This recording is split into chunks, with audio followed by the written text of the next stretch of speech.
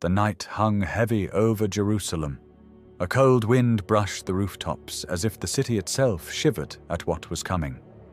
It was well past midnight, yet heaven was wide awake. In the deep silence, prophecy waited, leaning forward. Jesus led his disciples down the slope toward the Kidron Valley, the moon glimmering across the stream like a blade of silver. They had walked this path many times, but tonight the air felt different, charged, unsettled, thick with expectation. Peter stayed close, restless, his mind racing. He had promised he would never abandon Jesus, not now, not ever. But he could sense something closing in, something unseen but undeniable. Then, in the distance, torches, many of them, moving in formation. The rhythmic thud of marching feet echoed through the valley, growing louder, closer. At their front was Judas, the familiar face now shadowed by betrayal.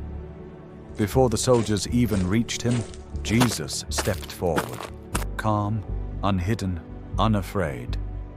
He shielded his disciples not by force, but by stepping into full view. The soldiers halted, their torches crackling as they raised them higher to illuminate his face. Jesus broke the silence with a question that carried the weight of heaven behind it. "Who are you looking for?" The soldiers answered, "Jesus the Nazarene." And then, 3 words that shook the night. "I am he." The grove trembled, armor rattled, and the entire front line of soldiers stumbled backward, collapsing to the ground as if struck by an unseen force. Even in arrest, his authority could not be ignored. None of them understood what had just happened, but all of them felt it.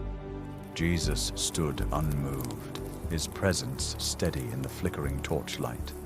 He asked them again, his voice unwavering, "Who are you looking for?" This time their answer was quieter, more cautious. "Jesus the Nazarene."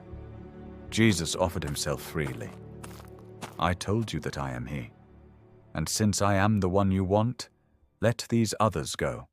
But not all of them were ready to accept what was unfolding.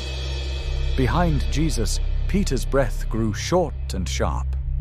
He scanned the soldiers, armored, armed, numerous. Fear warred with loyalty inside him. His hand slipped beneath his cloak, gripping the rough handle of a fisherman's blade. It wasn't the weapon of a warrior, but it was all he had. Peter wasn't thinking of prophecy. He wasn't thinking of surrender. He was thinking of the only thing he knew: fight to protect the one he loved. Nearby, Malchus, the servant of the high priest, stepped forward, closing the distance. And in an instant, he became the target of Peter's resolve. Everything exploded at once. Peter lunged, fast, reckless, fueled by desperation. Steel met flesh. Malchus fell to his knees, clutching the side of his head as blood spilled through his fingers. Torches wavered as soldiers reacted. Chaos ripped through the stillness of Gethsemane. To Peter, this was loyalty. To the soldiers, it was rebellion. To Jesus, it was heartbreak. Jesus stepped into the confusion, commanding calm with his voice. "Put your sword back into its sheath." He looked at Peter with sorrow. "Shall I not drink the cup the Father has given me?" Peter froze, his loyalty suddenly tangled with regret. In the darkness, Jesus prepared to take his final steps toward destiny, while the world around him slept, unaware that everything was about to change.